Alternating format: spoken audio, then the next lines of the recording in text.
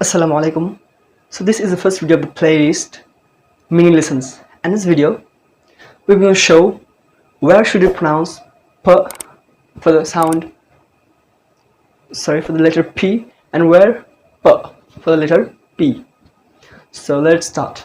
If you see P at the beginning of a word, then you have to pronounce this p, like pen, pant, Portuguese, pencil, and so on. And if you see P after S, then you have to pronounce that p, like spoken, splash, spend, spent. So this is how that works. So you can say p at the beginning of a word and p after S. This is the main rule of this. There's no rule.